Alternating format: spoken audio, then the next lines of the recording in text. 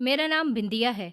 मैं जानती थी कि आज की रात फिर से मुझ पर बहुत बड़ा जुल्म होने वाला है, क्योंकि जिस इंसान से मेरी शादी होने वाली थी, वो मुझे तलाक देकर शादी की पहली रात ही घर से निकाल देने वाला था, क्योंकि मेरी चाची ने मुझे एक रात के लिए पूरे 2 लाख रुपए में बेच दिया था।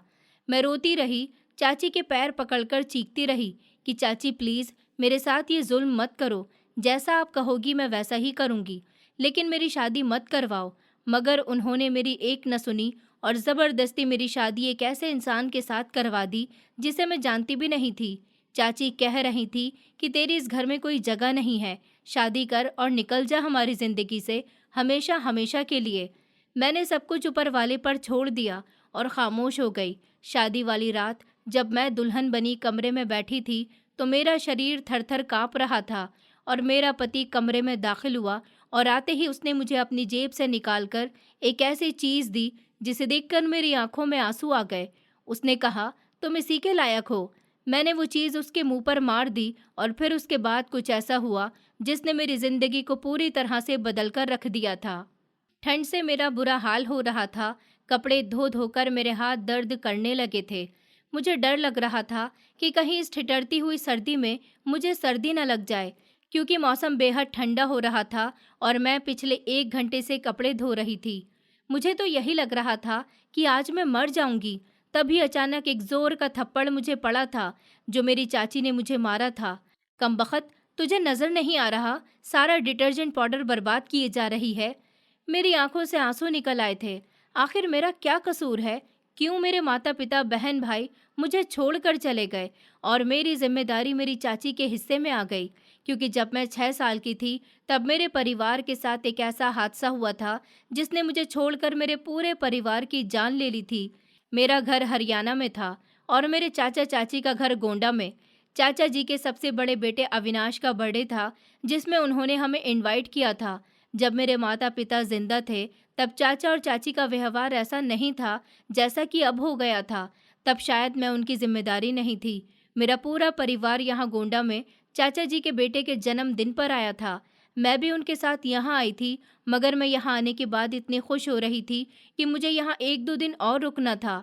मेरी बड़ी बहन और छोटा भाई और मेरे मम्मी पापा, वो सब घर जाने के लिए बस में बैठकर सवार हो गए थे। मेरे चाचा जी ने मेरे मम्मी पापा से कहा था कि बिंदिया को मैं 2-3 दिन के बाद ले आऊँगा, क्योंकि मुझे आपके शहर में काम भी है। तब बिंदिया मेरे साथ आ जाएगी। जब तक हमारी बिंदिया बेटी का यहाँ रहकर दिल भी भर जाएगा। मुझे चाचा जी का घर शुरू से ही बहुत पसंद था। शायद मेरी यही पसंदीदगी मेरी सबसे बड़ी मुसीबत बन गई थी। मेरे माता पिता जब घर जाने के लिए बस में सवार हुए, तो उन्हें ये नहीं पता था कि ये यात्रा उनकी ज़िंदगी की सबसे आखिरी यात्रा होगी। 4 घंटे के बाद चाचा जी के पास फ़ोन आया और तब उन्हें पता चला कि जिस बस में मेरा परिवार बैठकर घर जा रहा था, उस बस का एक्सीडेंट हो गया और उसमें सवार कुछ लोगों की मौत हो गई और कुछ लोग ज़ख्मी हो गए। मेरे परिवार में से कोई भी नहीं बचा था। मैं उस दिन को आज भी कोसती हूँ। अगर मैं चाचा जी के घर नहीं रुकती और उन सब के साथ घर जाने के लिए उस बस में सवार हो जाती, तो शायद आज मैं भी जिंदा ना होती और मेरी जिंदगी इस तरह मुश्किल में ना गुजर रही होती। ऐसे जिंदगी से तो मरना बेहतर था। फिर क्या था, हमारे सारे रिश्तेदारों ने चाचा और चाची को मेरी जिम्मेदारी सौंप दी थी और कहा था कि आप लोगों की तो कोई बेटी भी नहीं है, वैसे भी आप सब बिंदिया से बहुत प्यार करते थे, इसको अपने साथ ही रख लीजिए। ऊपर वाले का दिया आप लोगों के पास सब कुछ है। मुझे भी यही लगा कि वैसे भी हम लोग किराए के घर में रहते थे। अब जब मेरे माता पिता नहीं रहे, तो मैं वहाँ जाकर क्या करूँगी और अकेले किसके साथ रहूँगी? यहाँ चाचा चाची तो मुझसे प्यार करते हैं, लेकिन वो लोग तो मेरी जिम्मेदारी लेने से इनकार कर रहे थे। जबरदस्ती रिश्तेदारों ने मेरी जिम्मेदारी उन्हें सौंप दी थी, जिसका बदला वो दोनों आज तक मुझसे ले रहे थे। मेरी उम्र अब 19 साल हो गई थी और न जाने कितने सालों से मैं इस घर में नौकरानी बनकर जिंदगी गुजार रही थी। मुझे विश्वास था कि एक न एक दिन मेरे साथ कोई चमत्कार ज़रूर होगा, मेरी ज़िंदगी में भी खुशियाँ आएंगी। मैं इस घर के काम कर करके थक गई थी, लेकिन मैं नहीं रुकी। मेरी हार शायद मेरी जीत की पहली सीढ़ी बनने वाली थी, मगर उस समय मुझे सिर्फ अपने हारे हुए हाथ और कांपते हुए शरीर का एहसास था। दूर, बहुत दूर किस्मत मेरे लिए एक कहानी लिख रही थी, एक ऐसी कहानी जिसका अंजाम मैं कभी सोच भी नहीं सकती थी। लेकिन अभी इस लम्हे में बस सर्दी की वजह से कांप रही थी। मैं बेबस लड़की थी जिसका काम खत्म नहीं हो रहा था और जिंदगी सिर्फ दूसरों के इशारों पर कट रही थी। मेरी मम्मी सांवले रंग की थी, मैंने उनकी ही रंगत पाई थी। अपने रंग की वजह से भी मुझे बहुत सारे ताने सुनने पड़ते थे कि तेरी शक्ल देखकर तो मौत भी जाग जाए।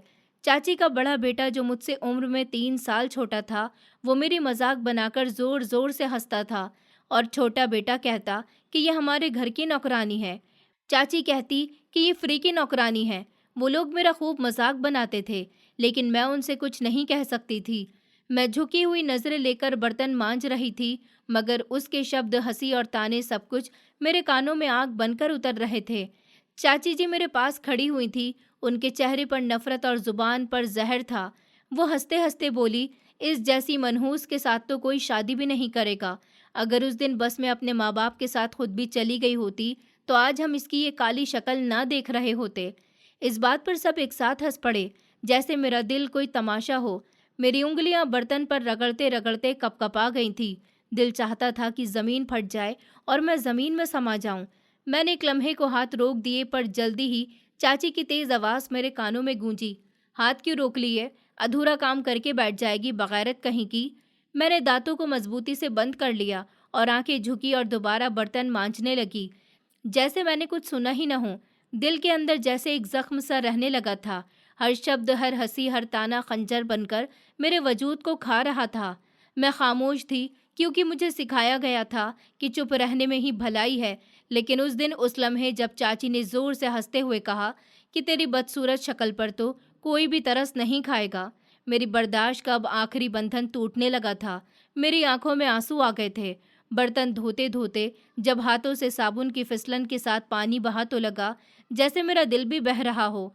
मैंने चोरी छुपे अपने गीले हाथों से चेहरा साफ किया ताकि मेरे आंसू कोई न देख सके, मगर दिल के अंदर जो तूफान खड़ा था वो कैसे छुपाती। उस दिन पहली बार मेरे दिल से एक बद्दुआ निकली थी, इतनी तेज, इतनी कड़वी कि खुद मुझे भी डर लगने लगा।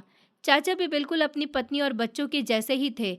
उन्हें भी मेरी कोई परवाह नहीं थी, बल्कि वो तो सिर्फ अपने काम से काम रखते थे। मुझे तो वो पूरी तरह नज़रअंदाज ही करते थे। मैंने दिल ही दिल में कहा कि ऊपर वाले, इनके हंसने को रोना बना देना, इनकी हर खुशी को गम में बदल देना, मेरा मजाक उड़ाने वालों को बेइज्जती का मजा चखा देना। मैं हमेशा इन सब की भलाई की प्रार्थना करती हूँ, लेकिन आज पहली बार इन सब के लिए बद्दुआ कर बैठी थी। मेरे लिए जिंदगी बस तानों का ढेर बनकर रह गई थी, काली, बेकार, मनहूस। हर दिन मुझे एक नए शब्द के साथ पुकारा जाता था, जैसे मेरा अपना कोई नाम ही नहीं था। बस इन्हीं जख्म देने वाले शब्दों से मेरी पहचान थी और मैं चुपचाप सब सहती आई थी। रात को जब सब अपने कमरे में आराम से सो रहे होते थे, तो मैं एक कोने में दुबक कर बैठ गई थी। दिल के अंदर की टूट फूट को शब्दों का रूप देना मुश्किल था। बस खामोशी ही थी जो मेरे शरीर को अंदर से खोखला कर रही थी। मैंने एक पुरानी चादर लपेटकर खुद को छुपाने की कोशिश की, जैसे अपने दर्द को दुनिया की नज़रों से छुपा सकती हूँ। चादर के अंदर आंखें बंद करके मैं काफ़ी देर तक रोती रही। दिल में वही बद्दुआ घूम रही थी कि है ऊपर वाले, मुझे इंसाफ चाहिए, मेरी बेबसी का बदला चाहिए। मगर इंसाफ कहाँ, वो तो सिर्फ कहानियों में होता है। यहाँ तो जो कमज़ोर हो उसकी आवाज़ भी दबा दी जाती है। रात अंधेरी थी, कोहरे और सन्नाटे का राज था। कमरे में एक पुरानी चारपाई पड़ी थी जिसकी रस्सियां जगह जगह से ढीली हो चुकी थी। मैं इस पर बैठी हुई थी। छत में कई जगह छेद थे। बारिश की बूंदें इन छेदों से अंदर आ रही थी। हर बूंद जमीन पर गिरते हुए एक अलग आहट पैदा करती थी, जैसे मेरी उधड़ी हुई आत्मा की आग हो, जैसे मेरे दिल की खामोश चीख हो। मेरे पास न कोई हमदर्द था, न कोई सहारा था। मैंने चारपाई की टूटी हुई रस्सी को उंगलियों में लपेट लिया, जैसे किसी मजबूत चीज का सहारा पकड़कर खुद को गिरने से बचा रही हूँ। चादर के अंदर घुटन थी, मगर मैं बाहर निकलने से डर रही थी। दरवाजे के बाहर वही जुल्म, वही बेइज्जती मेरा इंतजार कर रही थी। अंदर इन चार दीवारों में कैद होकर कम से कम अपने दर्द के साथ मैं अकेली थी। मैं आंखें बंद करके दिल में ऊपर वाले को याद कर रही थी कि है ऊपर वाले, मैं बहुत थक गई हूँ, बहुत टूट गई हूँ। अगर मेरा वजूद तुम्हारे लिए कोई मायने रखता है तो मुझे सुकून दो, कोई रास्ता निकाल दो। मेरी प्रार्थना भी सिसकियों में खुल गई थी। बचपन में सुना था कि हर रात के बाद सुबह होती है, हर अंधेरे के बाद उजाला होता है, मगर ये रात, ये अंधेरा खत्म होने का नाम ही नहीं ले रहा था। बारिश शोर पकड़ने लगी। टपकती हुई बूंदों का शोर तेज हो गया था। कमरे के कोने में पानी इकट्ठा होने लगा। मैंने चारपाई को खींचकर दूसरे कोने में करने की कोशिश की, मगर चारपाई चिड़चिड़ाती रही। मैंने हार मान ली। शायद ये हाथ भी मेरी किस्मत का हिस्सा थी। बाहर दुनिया बेखबर सो रही थी, अंदर मेरा वजूद जागते जागते मर रहा था। मैंने चादर के अंदर चुपके चुपके रोते रोते ऊपर वाले से एक और प्रार्थना की। बहुत खामोश मगर सच्ची प्रार्थना थी कि है ऊपर वाले, मुझे भी किसी का प्यार मिले, कोई हो जो मेरी टूटी हुई हालत में स्वीकार करे, जो मेरी सूनी जिंदगी में रंग भर दे। मैं जानती थी कि शायद ये प्रार्थना भी सालों बाद स्वीकार हो, ये शायद कभी न कभी हो, मगर प्रार्थना ऊपर वाले से करने का हौसला अभी भी मेरे अंदर खत्म नहीं हुआ था। सुबह की हल्की रोशनी कमरे में आ रही थी। मैंने अपनी आंखें बड़ी मुश्किल से खोली थी। शरीर का हर हिस्सा दर्द कर रहा था। रात भर की सर्दी और डर ने मेरी हड्डियों तक को जकड़ रखा था, मगर जागना और फिर से काम पर लग जाना मेरी मजबूरी थी। मैंने इस पुरानी चादर को एक तरफ फेंका और भारी कदमों से बाहर निकली। सुबह सुबह मुझे नाश्ता करना भी नसीब नहीं होता था। ये तो मेरी माँ के यहाँ के समय की बात थी, जो मेरी आँख खुलते ही मुझे नाश्ता दिया करती थी। मेरी आँखों के नीचे डार्क सर्कल हो गए थे और होठों पर ड्राइनेस आ गई थी, जो भूख की वजह से थी। मगर चाची का हुक्म था कि बिना नाश्ता किए काम शुरू करो। मैंने सफाई लगानी शुरू कर दी थी और सबके लिए नाश्ता बनाया। मेरे हाथ खुद ब खुद चल रहे थे, जैसे किसी मशीन में बदलाव हो गया हो। दिमाग खाली था, बस शरीर काम कर रहा था। दिल अंदर ही अंदर चीख रहा था, मगर चीखे जुबान तक नहीं पहुंचती थी। मैंने खुद को इन कामों का आदी बना लिया था। जैसे ही मैंने आंगन का एक कोना साफ किया, चाची तेजी से आई और जोर से चिल्लाई, क्या कर रही है? जमीन पर ऐसे हाथ फेर रही है जैसे अपने किसी आशिक को बुला रही हो। मैंने चौंक कर सर उठाया।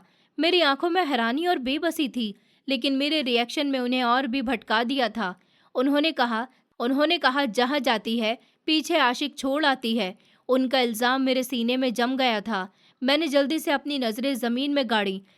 मेरा शरीर शर्म से दुबकने लगा था। दिल चाहा चीख कर कहूँ कि मैं पवित्र हूँ, मगर जुबान गूंगी हो गई थी।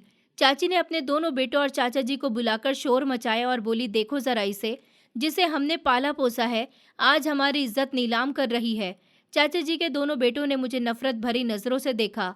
किसी की नज़र में एक लम्हे के लिए भी शक या हमदर्दी नहीं थी। दिन भर काम करते करते मेरी टांगें जवाब दे चुकी थी। भूख ने हिम्मत चूस ली थी। पानी के कुछ घूंट पीकर मैंने अपना गला तर करने की कोशिश की थी। प्यास बुझने के बजाय और भी ज्यादा बढ़ गई थी। दिल चाहता था कि कुछ खा लूं, मगर घर में मेरे लिए कुछ बचा ही कब था। शाम होते ही चाची ने मुझे धक्का देकर कमरे में बंद कर दिया था। दरवाजे पर बाहर से कुंडी लगा दी गई थी। कमरा अंधेरे में डूबा हुआ था। अंदर की बदबू और नमी ने मेरा सांस लेना दुश्वार कर दिया था। मैंने दीवार का सहारा लेकर बैठने की कोशिश की। ठंडी दीवार मेरे शरीर में कपकपाती दौड़ गई। मैंने अपने घुटने सीने से लगाए और चादर में खुद को लपेट लिया। ये तन्हाई मेरी पुरानी साथी थी, मेरे भाग्य का इकलौता हिस्सा था, जिसे रोज पढ़ा जाता था। भूख से पेट में मरोड़ उठने लगी। मैंने अपने पेट पर हाथ रख लिया, जैसे यूं दबाने से दर्द कम हो जाएगा। दरवाजे के पार से हंसी मजाक और बातों की आवाज़ आ रही थी। उनकी खुशियों में मेरी तकलीफ का कोई हिस्सा नहीं था। मैं अपनी जगह खामोश बैठी रही, बंद आंखों से अपने जख्म सहलाती रही। और सबसे ज़्यादा दर्दनाक ये था कि मैंने कोई जुर्म नहीं किया था। मेरा कसूर बस इतना था कि मेरे माता पिता इस दुनिया में नहीं थे और रिश्तेदारों ने चाचा चाची को मेरी जिम्मेदारी सौंप दी थी। मैं अनाथ थी और दुनिया में शायद सबसे बड़ा जुर्म कमज़ोर होना है। रात गुजरती गई, वक्त रुक गया था। भूख की बेचैनी से मेरा दिमाग खामोश हो रहा था। हर गुजरा लम्हा मेरे सब्र को बदलता रहा। मेरी आंखें खाली, उसके जैसे आंसू भी अब साथ छोड़ चुके थे। मैंने ऊपर वाले से प्रार्थना की कि है ऊपर वाले, किस दिन ये दरवाज़ा आज़ादी की तरफ खुलेगा, किस दिन ये अंधेरा हटेगा और मुझे जीने का हक मिलेगा। मगर फ़िलहाल तो मेरा हर दिन एक नए ताने और नए इल्ज़ाम और एक नई कैद का नाम था। भूख की वजह से मेरा शरीर कमज़ोर हो रहा था, लेकिन दिल पर लगा बोझ दिन ब दिन बढ़ता जा रहा था। और उस रात भूखी प्यासी कैद में मैंने ऊपर वाले को फिर से याद किया। वही प्रार्थना जो मैं हर रात करती थी कि है ऊपर वाले, मुझे अपने पास बुला ले या बचा ले, लेकिन इस तकलीफ से निकाल दे। मैंने सर दीवार पर टिका दिया, आंखें बंद कर ली। दिल की धड़कन सुस्त हो रही थी, शरीर की थकान आत्मा में उतर गई थी। एक बार फिर मैंने वक्त के हाथों खुद को लाचार छोड़ दिया था, क्योंकि मेरी किस्मत ने फिर से मुझे बेसहारा कर दिया था। रात गहरी और बेरहम हो चुकी थी। कमरे में कैद मेरी सांसें घटने लगी थी। दरवाजे पर ताला था, खिड़की ही मेरी आखिरी उम्मीद थी। खिड़की छोटी सी थी, इतनी कि मुश्किल से एक दुबला पतला शरीर इसमें से गुजर सकता था। मैंने हाथों से खिड़की के जंग लगे दरवाजे को खींचा। उसकी आवाज़ कमरे में गूंजी। दिल डर कर रह गया कि कहीं किसी ने सुन तो नहीं लिया, लेकिन फिर दिल ने खुद को समझाया, अगर अब भी नहीं निकली तो शायद कभी नहीं निकल सकूंगी। मैंने चादर को कमर पर बांध लिया ताकि कपड़े न फंसे। मैंने कांपते हाथों से खिड़की पर चढ़ने की कोशिश की। कमजोर शरीर की हालत मेरी जान बेहाल कर रही थी, मगर आज़ादी की उम्मीद इन सब पर भारी थी। मैंने एक बार और जोर लगाया, पांव फिसल गए, कोहनी दीवार से रगड़ी और छिल गई। दर्द की एक तेज लहर मेरे शरीर में दौड़ गई थी, मगर मैंने खुद को गिरने नहीं दिया। फिलहाल मैं खिड़की से बाहर लटक गई। नीचे जमीन ज्यादा दूर नहीं थी, लेकिन ऊंचाई मेरे शरीर के लिए बहुत थी। एक लम्हे को मैंने रुककर ऊपर वाले को याद किया, आंखें बंद की और खुद को छोड़ दिया। जमीन से टक्कर लगते ही मेरा शरीर तड़प उठा था। कोहनी, घुटना, हाथ सब छिल गए थे। जगह जगह से खून बहने लगा। मेरी सांस रुकने लगी, मगर जब मैंने आंखें खोली और आसमान को देखा तो पहली बार कैद का ताला टूटता हुआ महसूस हुआ। मैंने कांपते हुए हाथों से खुद को घसीटते हुए उठाया। गली अंधेरे में डूबी हुई थी। कहीं कहीं कुत्तों के भौंकने की आवाज़ आ रही थी। मैं लड़खड़ाते हुए कदमों से दौड़ने लगी। हर कदम दर्द दे रहा था, मगर दिल कह रहा था कि बस थोड़ा और, बस थोड़ा और। मेरा सांस फूल गया। ठंडी हवा जख्मों पर लगकर उन्हें और भी चुभने लगी। पैरों में ताकत नहीं थी, मगर मैं भाग रही थी। पीछे की कैद, ताने, मारपीट, सब कुछ पीछे छोड़ देने की धुन में मैं पागल हो चुकी थी। कुछ गलियां पार करते करते मेरा सर चकराने लगा था। मैं एक नाली के पास लड़खड़ाकर गिरी। हाथ जमीन से टकराया। कीचड़ मेरे कपड़ों पर लग गया, लेकिन मुझे आज कोई परवाह नहीं थी। मैंने एक बार फिर उठने की कोशिश की, मगर शरीर ने साथ नहीं दिया। मेरे आसपास अंधेरा फैल चुका था। कभी कभी किसी दूर के बल्ब की हल्की सी रोशनी जमीन, मेरी आंखों के सामने अंधेरा छाने लगा। जख्मों ने मेरे शरीर को बिल्कुल खत्म कर दिया था। मैंने आखिरी बार आसमान की तरफ देखा। मैंने हिम्मत की थी और फिर मेरा शरीर जमीन पर ढेर हो गया। बेहोशी के अंधेरे में जाने से पहले मुझे लगा जैसे कोई मेरे करीब आ रहा है। कोई आवाज़, कोई कदमों की आहट, और फिर पूरी तरह से सन्नाटा छा गया। जब आँख खुली तो मैंने खुद को दोबारा उसी घर के आंगन में पाया था। मैं ज़मीन पर बिखरी हुई गंदगी में लिपटी हुई। मेरे जख्मों पर कोई मरहम नहीं था, सिर्फ ताने थे। चाची मेरे सर पर खड़ी हुई थी। उनकी आंखों में आग और जुबान पर जहर था। उन्होंने कहा, मुंह काला करके आई है कहीं से, किसी आवारा लड़के के साथ घूम कर आई है। उन्होंने मुझे बालों से पकड़कर घसीटा। मेरे जख्मों से और भी खून बहने लगा। चाचा जी ने आगे बढ़कर 2-3 थप्पड़ मेरे गाल पर मार दिए। उनका बेटा कहने लगा, इसी के बॉयफ्रेंड ने तो दरवाज़ा खोला होगा। चाची चीखी। उनके हर वार पर मेरा शरीर तड़पता रहा, मगर जुबान बंद थी। शायद अब मेरा दर्द भी शर्मिंदा हो गया था।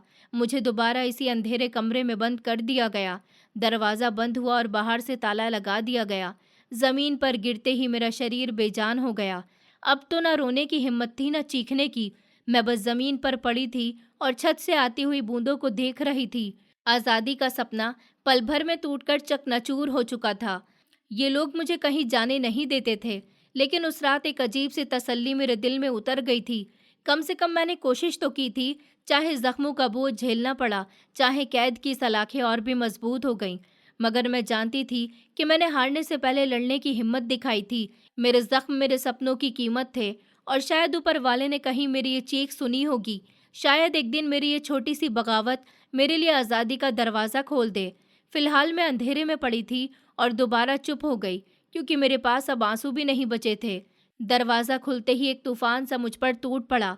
चाची की चीख हवा में गूंज गई। देखा, कहा था ना मैंने कि ये अपने आशिकों के साथ भागने लगी थी।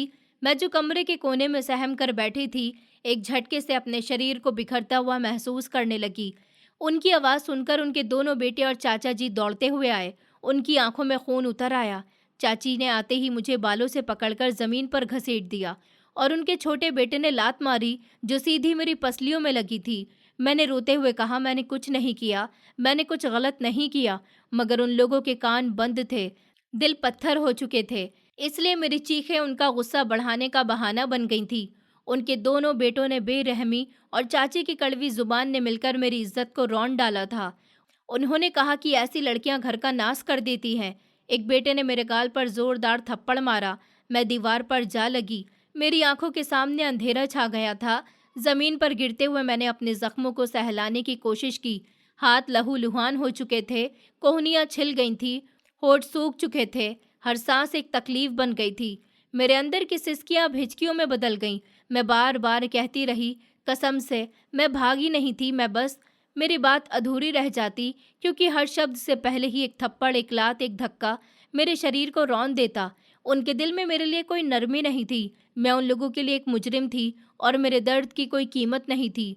चाची कमर पर हाथ रखकर खड़ी थी और हर थप्पड़ पर खुशी से मुस्कुरा रही थी।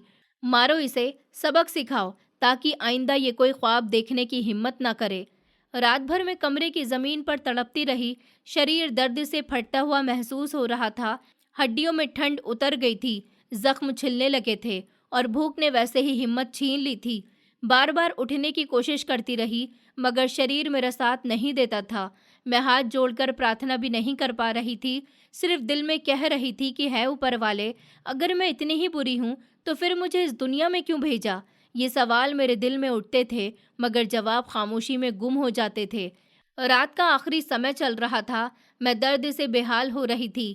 आखिरी बार मैंने ईश्वर को याद किया और आंखें बंद कर ली, ये जानकर कि कल फिर एक नई तकलीफ मेरा इंतजार कर रही होगी। मगर दिल के किसी कोने में बहुत अंदर एक शोला अभी भी बाकी था। वो शोला मेरी आखिरी उम्मीद था। अगली सुबह मुझे चाची ने सब्जियां लेने भेज दिया और साथ में ये ताना भी दिया कि किसी आशिक के साथ भाग मत जाना। मेरा दिल जैसे किसी मुट्ठी में आ गया था। दिन धीरे धीरे ढल रहा था। मैं मोहल्ले की गलियों में सर झुकाकर कदम घसीटते हुए जा रही थी। भूख से मेरा बुरा हाल था, लेकिन चाची ने मुझे सब्जियां खरीदने के लिए भेज दिया था। तभी सड़क पर चलते हुए मुझे अचानक एक सिसकी सुनाई दी। मैंने चौंक कर सामने देखा। गली के कोने में एक बूढ़ा फल बेचने वाला जमीन पर गिरा पड़ा था। उसके ठेले के फल बिखर गए थे, खून उसके माथे से बह रहा था। लोग पास से गुजरते, एक नज़र उसे देखते और आगे बढ़ जाते।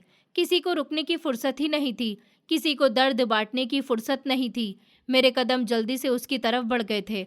मैं घुटनों के बल उसके पास बैठ गई। मेरे पास कोई रुमाल नहीं था, तो मैंने जल्दी से अपना दुपट्टा फाड़कर एक लंबी पट्टी बनाई। मेरे हाथ कांप रहे थे, क्योंकि उसके खून का बहाव देखकर मेरा दिल कमज़ोर हो रहा था। मगर मैंने हिम्मत करके वो पट्टी उसके जख्म पर बांध दी। उस बूढ़े आदमी ने मुझे भीगी हुई आंखों से देखा, जैसे सालों बाद किसी ने उस पर रहम खाया हो। उसकी आंखों में शुक्र था, सुकून था, प्रार्थना थी, एक अनकही मोहब्बत थी जो किसी संबंध की मोहताज नहीं थी। उसने अपनी कांपती हुई आवाज में कहा, ईश्वर हमेशा तुम्हारी मदद करे बेटी। मेरे दिल में एक अजीब सा सुकून उतर गया था। दुनिया से जितनी नफरत मिली थी, उसके आशीर्वाद ने कुछ लम्हों के लिए मिटा दी थी। उसके ठेले के फल अभी भी जमीन पर बिखरे पड़े थे। मैंने जल्दी जल्दी फल बटोरकर उसके ठेले पर जमा करने शुरू कर दिए। उसकी टूटी हुई चप्पल एक तरफ पड़ी थी। मैंने उठकर उसके करीब रखी। उसके कपड़े भी फटे पुराने थे, जगह जगह धब्बे लगे हुए थे, जगह जगह सिलाई के निशान थे। मेरे और उसके कपड़ों में फ़र्क कोई नहीं था। वो भी गरीबी की चलती फिरती तस्वीर था और मैं भी। हम दोनों इस जालिम दुनिया के वो किरदार थे जिनकी तकलीफ देखने के लिए किसी की आंखों में वक्त नहीं था। उसने कांपते हुए हाथों से मेरा हाथ थामने की कोशिश की। मैं पीछे हट गई, डरते डरते, मगर उसकी कमज़ोरी देखकर दोबारा मैं उसके करीब हो गई। उसने कहा, बेटी, तुम जैसे लोग असल में ऊपर वाले का रूप होते हैं। उसके शब्द मेरे अंदर तक उतर गए थे।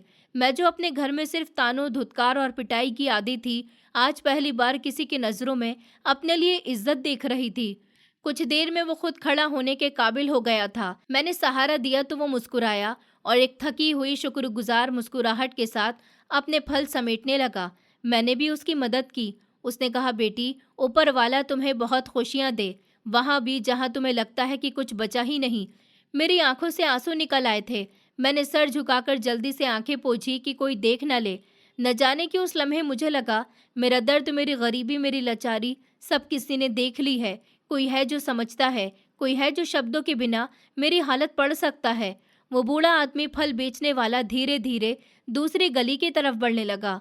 मैं दूर खड़ी उसे देखती रही। उसके कदम डगमगा रहे थे, लेकिन हौसला अभी भी बाकी था, बिल्कुल मेरी तरह। वो भी जख्मों से चकनाचूर था, दुनिया की ठोकरें खाए हुए था, मगर फिर भी चलने पर मजबूर था। मैंने खुद को टटोला। मेरे शरीर पर जगह जगह नील थे, हाथ पर छाले थे, कपड़े गंदे और पुराने चप्पल थे। मगर आज मेरे दिल में अजीब सी गर्मी थी। किसी की मदद करके, किसी के जख्म पर मरहम रखकर मैंने पहली बार महसूस किया था कि शायद जिंदगी पूरी तरह से बेकार नहीं, शायद मैं भी किसी के लिए उम्मीद का एक छोटा सा चिराग बन सकती हूँ। गली के किनारे खड़े होकर मैंने अपने अंदर एक नई हिम्मत को जन्म लेते हुए महसूस किया था। ये दुनिया जालिम है, लेकिन इसमें कुछ लोग, कुछ लम्हे, कुछ आशीर्वाद ऐसे होते हैं जो सब दर्द और तकलीफ को सहने का हौसला दे जाते हैं। और उस दिन मैंने फैसला किया था कि चाहे दुनिया जितनी मर्जी बेरहम हो जाए, मैं अपना दिल इंसानियत के लिए जिंदा रखूंगी, चाहे खुद कितने ही जख्म क्यों न खाऊं। किसी और के जख्म पर मरहम रखने से कभी पीछे नहीं हटूंगी, क्योंकि मेरी गरीबी ने मुझे सब कुछ छीनकर एक चीज़ दी थी, दूसरों का दर्द महसूस करने की ताकत, और शायद यही मेरे जिंदा रहने की सबसे बड़ी वजह बनने वाली थी। दोपहर का समय था। मैं अपने फटे पुराने कपड़ों में लिपटी हुई दीवार के साए में सिमटकर खड़ी हुई थी। मेरे हाथ में पुराना सा थैला था जिसमें 2-3 टुकड़े रोटी के, कुछ टुकड़े सब्जियां और कुछ पुरानी किताबें रखी हुई थी। मेरा सर झुका हुआ था, नजरें जमीन पर गड़ी हुई थी, जैसे जमीन में रास्ता ढूंढ रही हूँ कि कहाँ समा जाऊं, कहीं छुप जाऊं। रास्ते पर चलते हुए लोग मुझे पलट पलट कर देख रहे थे। उनकी आंखों में नेगेटिव बातें और कुछ ऐसे बेरहम इरादे थे जैसे मैं कोई अजूबा हूं। मैं हर कदम पर उन नज़रों की संगीनगी को अपने शरीर पर महसूस कर रही थी। मेरी चप्पल टूटी फूटी थी, चलते चलते बार बार पैर फिसल रहे थे, ठोकर लग रही थी, पाँव की उंगलियां धूल में लिपटकर काली पड़ गई थी। मैं कोशिश करती कि किसी दुकान या दीवार के साए में छुप जाऊं, मगर हर जगह, हर मोड़ पर लोग मुझे देख लेते और अजीब तरह की बातें करने लगते थे। मुझे खुद को देखकर शर्मिंदगी महसूस हो रही थी। दुनिया के सामने मैं एक मजबूर और एक बेबस और एक बदनसीब लड़की थी। हर आने जाने वाले की नज़रें कहती थी, यही अंजाम है गरीबी का। ये है वो चेहरा जिसे हम देखकर अपने बच्चों को डराते हैं। किसी के चेहरे पर रहम नहीं था, किसी की आंखों में हमदर्दी नहीं थी, सिर्फ मेरा तमाशा बन रहा था। मेरा गला सूख रहा था, आंखों में आंसू तैरने लगे थे, मगर मैंने पलकें मजबूती से बंद कर ली थी। मेरे लिए रोना आसान था, मगर इन बेरहम नज़रों के सामने आंसू बहाना मुझे और भी बेइज्जत कर रहा था। मैंने अपने होठ बंद कर लिए थे और खुद को संभाला था। कुछ बच्चे मेरे करीब से गुजरे। एक बच्चे ने मेरी तरफ इशारा करके अपनी माँ से कहा, माँ, ये तो भिखारन लगती है। माँ ने बच्चे को घूर कर चुप कराया, मगर नजरें मुझ पर जमाकर आगे बढ़ गई। मेरा दिल चाह रहा था कि मैं चीख कर कहूँ, मैं भी इंसान हूँ, मैं भी किसी की बेटी हूँ, मेरी भी ख्वाहिशें थी, सपने थे, मैं अनाथ हूँ, इस वजह से मेरी इस समाज में कोई कदर नहीं है। मगर मेरा दिल अब भी धड़कता है। मेरी जुबान जैसे खामोश हो चुकी थी, सिर्फ खामोशी ही मेरा इकलौता रास्ता था। मैंने दीवार से लगकर एक बार फिर से खुद को समेटा। मेरे कपड़े, जिन पर दूसरे कपड़ों के जोड़ लगे हुए थे, अब वो भी फटने लगे थे। मेरे शरीर का हर अंग गरीबी की मार से खाया हुआ लगता था। मेरी हालत देखकर जैसे लोग अपने बच्चों को सीख देते थे। मुझे अपना आप इतना अजीब लगता था कि अगर मैं अभी मर जाऊं तो किसी को कोई फर्क नहीं पड़ेगा। ये दुनिया उन लोगों के साथ होती है जिनके पास दौलत होती है, जिनके पास परिवार होता है, जो सुंदर होते हैं, जो सुंदर कपड़े पहनते हैं, जो चमकती हुई गाड़ियों में बैठते हैं। मेरी जगह यहाँ नहीं थी। मेरी किस्मत शायद वही मिट्टी थी जिसे सब अपने जूतों से रौंद कर गुजर जाते हैं। मैंने अपना थैला मजबूती से पकड़ा, जैसे उसमें कोई कीमती खजाना हो। उसमें बस कुछ सब्जियां थी, जिन्हें लेकर अगर आज मैं घर नहीं पहुंचती तो एक अलग मुसीबत मेरे लिए खड़ी हो जाती। मैं कुछ कदम और चली तो एक चौराहे पर रुक गई। सामने फुटपाथ पर कई औरतें बैठी हुई थी, साफ सुथरे कपड़ों में, अपने बच्चों के साथ बातें कर रही थी, उनकी बातें सुन रही थी, उनके साथ हंस रही थी, खेल रही थी। ये सब मुझे किसी और दुनिया का हिस्सा लगा। मैंने चुपके से अपने दुपट्टे को अपने ऊपर अच्छे से लपेट लिया और पीछे हट गई। वो खुशी और हंसी की दुनिया मेरे लिए नहीं थी। बारिश तेज हो गई थी। मैं सब्जी लेकर घर के गेट पर पहुंची तो मेरे चप्पल कीचड़ में धंस गए। मैंने किसी तरह पैर निकाला और आगे बढ़ी। मैंने जैसे ही अंदर कदम रखा तो चाची की आवाज़ बिजली की कड़क की तरह गूंजी। वो कहने लगी, अब आई है, मिलकर अपने आशिकों से भीगती हुई। उनकी बात सुनकर मैं ठिठक गई। मेरे दिल की धड़कन एक लम्हे के लिए रुक सी गई थी। मैंने जल्दी से सब्जी का थैला एक तरफ रखा और दरवाजे की दहलीज पार की।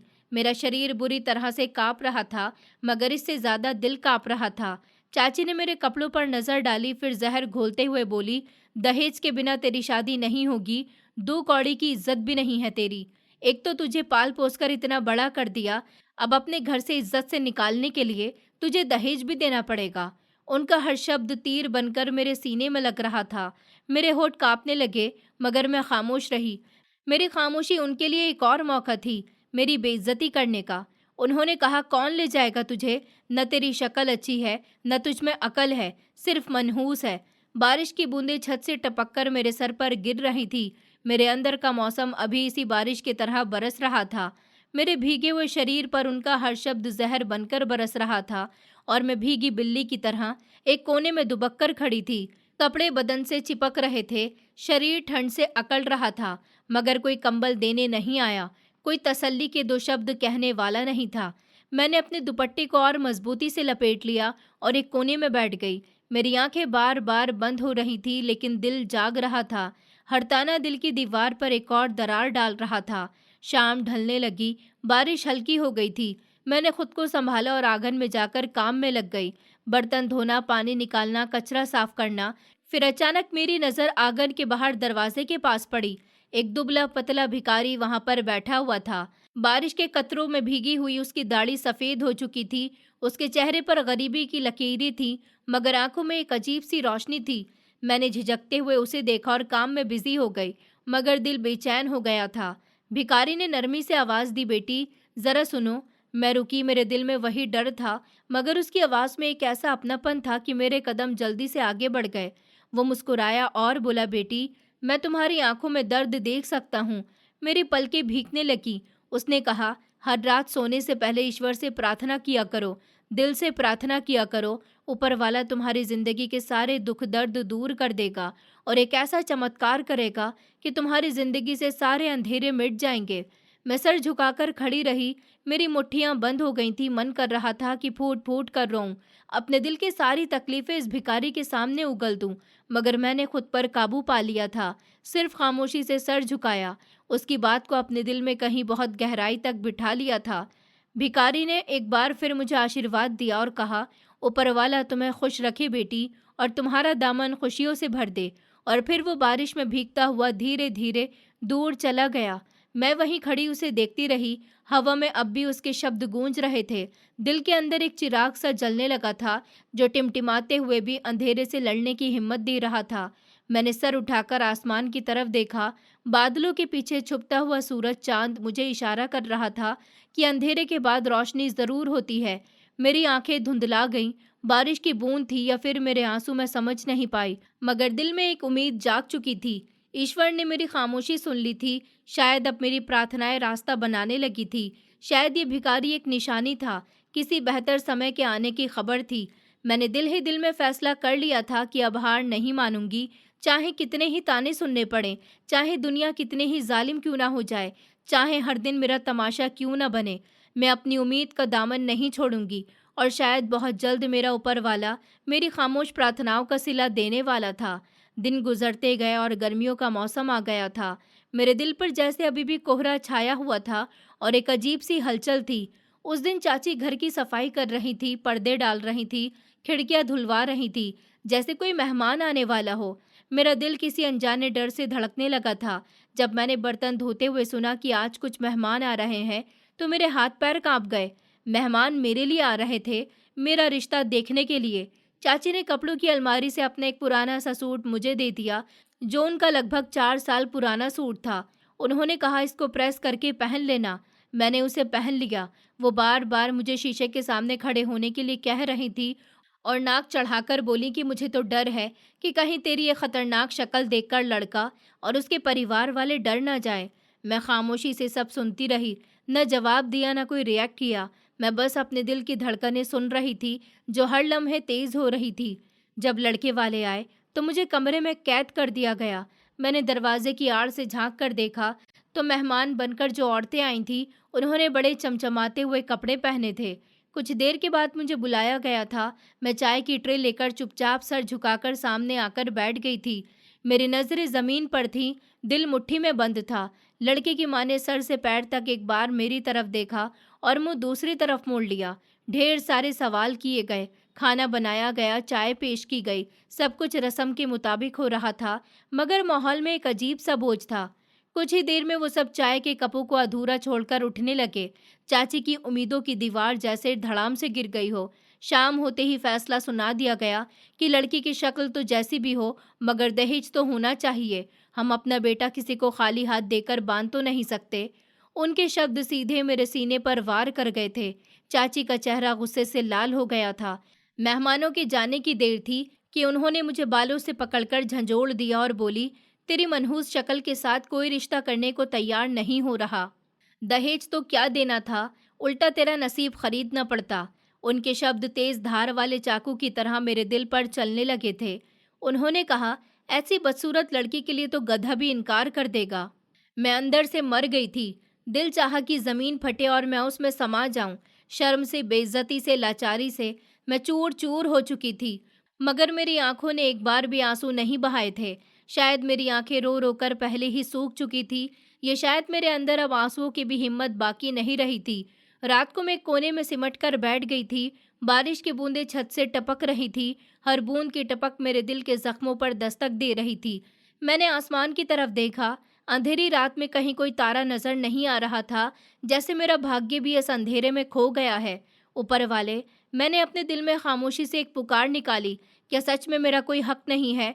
क्या सच में मैं इतनी बदसूरत हूँ कि कोई भी मुझे स्वीकार न करे? मेरे शरीर पर बदसूरती की मोहर लगी हुई थी। मेरी शक्ल पर ज़माने की बेइज्जती का थप्पा लगा दिया गया था और मेरे हाथ खाली थे, सपनों से खाली, उम्मीदों से खाली।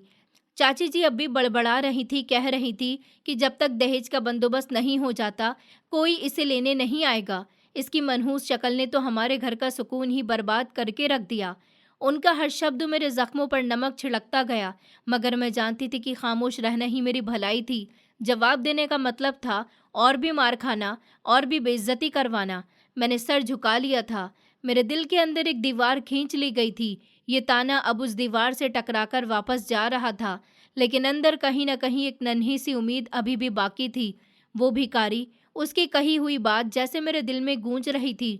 उसने कहा था, ऊपर वाले से कभी उम्मीद मत छोड़ना, ऊपर वाला एक दिन चमत्कार ज़रूर करेगा। मैंने अपने फटे पुराने कपड़ों में लिपटे हुए शरीर को संभाला, कमरे के एक कोने में ऊपर वाले से प्रार्थना करने लगी।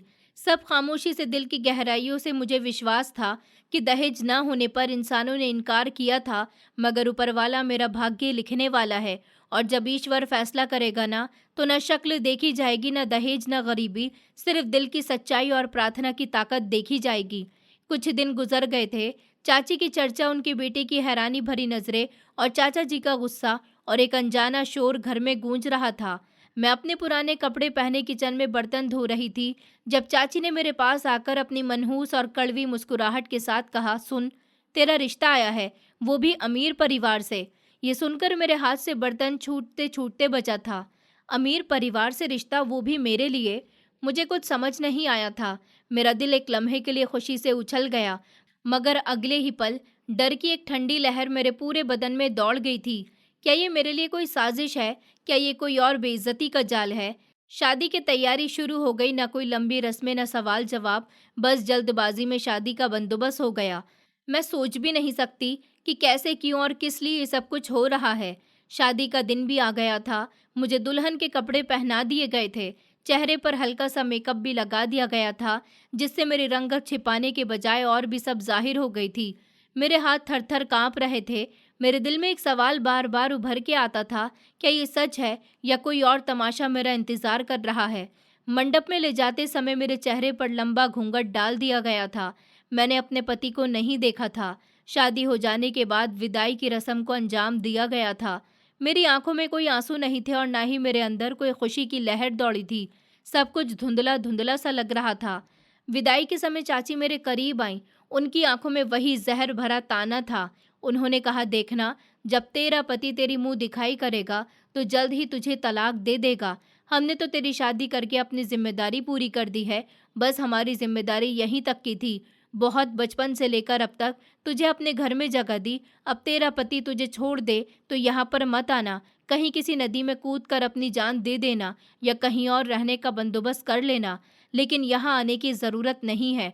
हम तलाकशुदा की जिम्मेदारी नहीं उठा सकते। चाची के शब्द मेरे कानों में जहर की तरह उतरने लगे थे। मेरे दिल की धड़कनें बेकाबू हो गई थी, सांस अटकने लगी थी, हाथों की कपकपाहट काबू से बाहर हो गई थी। मेरे शरीर पर डर का राज था। दिल कह रहा था कि ये सब होना तो मुमकिन है। मुझे एक पुराने कमरे में बिठा दिया गया था, जहाँ शादी की पहली रात इंतजार था। सामने एक पुराना सा आईना था, जिसमें मेरा अक्स दिखाई दे रहा था। मुझे अपने बिखरे हुए बाल, सहमी हुई आंखें, फटे हुए कपड़े जैसी हालत शीशे में नजर आ रही थी। मैंने अपने हाथों से खुद को लपेट लिया, जैसे खुद को दुनिया की नज़रों से छुपाने की आखिरी कोशिश कर रही हूँ। कमरे की खामोशी, दिल की धड़कन और चाची के शब्द सब मिलकर एक दर्दनाक माहौल बना रहे थे। मुझे बहुत डर लग रहा था। हर कदम के साथ मेरी आत्मा कांपने लगी थी। दरवाज़ा खुला। मेरा पति अंदर आया। मेरा नया भविष्य अंदर आया। मैंने और भी सर झुका लिया था और चेहरे पर घूंघट मजबूती से कर लिया। वो धीरे धीरे मेरे करीब आया। मेरा दिल चिल्ला चिल्लाकर प्रार्थना कर रहा था कि है ऊपर वाले, आज मुझे बचा ले, आज मेरी इज्जत रख ले। उसने नरमी से मेरा हाथ अपने हाथों में थाम लिया। मैंने आंखें मजबूती से बंद कर ली थी। मेरे हाथों की थरथराहट कंट्रोल से बाहर हो चुकी थी। उसने धीरे से मेरे घूंघट को उठाया। मैंने पलकें सख्ती से जमी रहने दी, सांस रोके रखी। ये लम्हा मेरी जिंदगी का सबसे भयानक लम्हा लग रहा था। मैं जानती थी कि वो मेरा चेहरा देखते ही नफरत से अपना मुंह मोड़ लेगा। मेरी बेइज्जती का नया तूफान मेरा इंतजार कर रहा था। कमरे में कुछ देर के लिए खामोशी छा गई। फिर अचानक उसने मेरा हाथ अपने माथे से लगाया और कांपती हुई आवाज में बोला, ऊपर वाले की कृपा है कि तुम मुझे मिल गई। ये सुनते ही मेरे दिल की धड़कनें रुक गईं। मैंने धुंधलाई हुई आंखों से उसे देखा। उसकी आंखें भीग चुकी थी, वो रो रहा था। मैं हैरान और डरी हुई उसे देख रही थी। उसने कांपती हुई आवाज में कहा, 2 साल, पूरे 2 साल से मैं ऊपर वाले से रोज तुम्हें पाने की प्रार्थना कर रहा था कि वो मेरी पत्नी तुम्हें ही बनाए। मैं चाहता था कि मेरी पत्नी ऐसी हो जो अंदर से सुंदर हो, और आज ऊपर वाले ने मेरी प्रार्थना सुन ली। मेरी सांसें अजीबो गरीब हो गई थी। मेरी आंखों से आंसू बहने लगे, ऐसे आंसू जो सालों पुराने जख्मों, तकलीफों और तानों का जवाब थे। मेरे लिए मोहब्बत का यकीन, इज्जत का पहला एहसास और खुशियों की पहली फुहार थी। कमरे का माहौल सुकून में उतरने लगा था। डर की जगह विश्वास ने ले ली थी। बेइज्जती की जगह इज्जत ने ले ली थी। मेरे कानों में चाची के जहरीले शब्द अब गूंजने के बजाय निकलने लगे थे। उनके कहे हुए शब्द कहीं बहुत दूर जा चुके थे।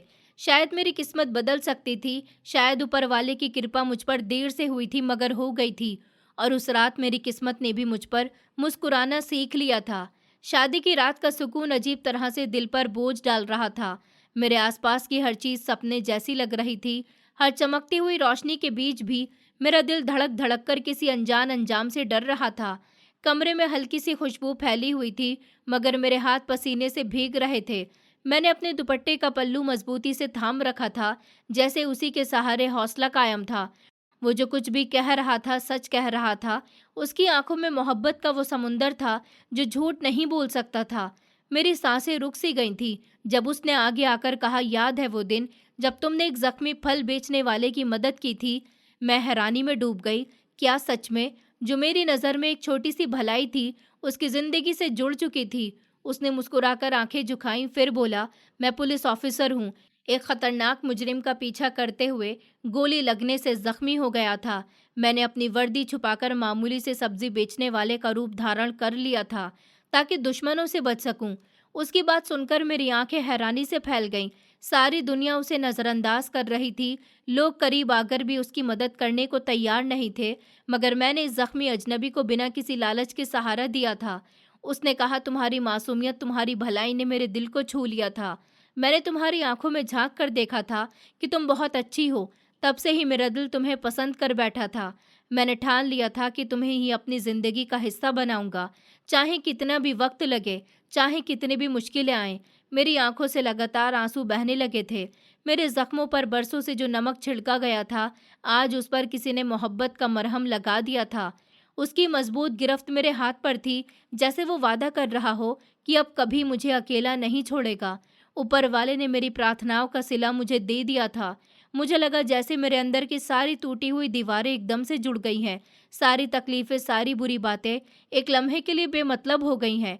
मेरे दिमाग में चाची की जहरीली बातें, उनके बच्चों का अत्याचार, चाचा जी का गुस्सा, सब कुछ घूमने लगा था। उस लम्हे मुझे एहसास हुआ कि ऊपर वाला कभी भी हमें अकेला नहीं छोड़ता। वो हमारी प्रार्थनाओं का सिला हमें ज़रूर देता है, चाहे दुनिया हमें ठुकरा दे। अगर ईश्वर तुम्हें थाम ले तो कोई भी गिरा नहीं सकता। मेरे पति ने मेरा हाथ अपने हाथों में मजबूती से थाम लिया था और कहा, अब से तुम्हारा हर जख्म मेरा है, तुम्हारी हर खुशी मेरी खुशी है और तुम्हारी हर ख्वाहिश पूरी करना मेरा फ़र्ज़ है। उसकी बातें सुनकर मेरी आत्मा में सुकून उतरने लगा था। मोहब्बत की खुशबू ने हर दर्द, हर तकलीफ को अपने अंदर समा लिया था। रात का अंधेरा मोहब्बत की रोशनी से भर चुका था। जुल्म की रात अब ख़त्म हो चुकी थी।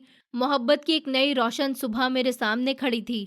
मैंने दिल ही दिल में ऊपर वाले को याद किया था और सोचा था कि ये सब कुछ मेरी प्रार्थनाओं का असर है। वो भिखारी जिसने मुझे आशीर्वाद दिया था, उसके आशीर्वाद का असर है।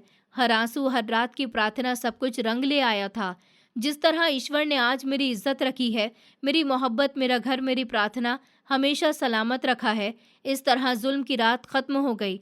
मेरी जिंदगी अब नए रास्ते पर चलने लगी थी। मैं अपने पति के साथ बहुत खुश हूँ।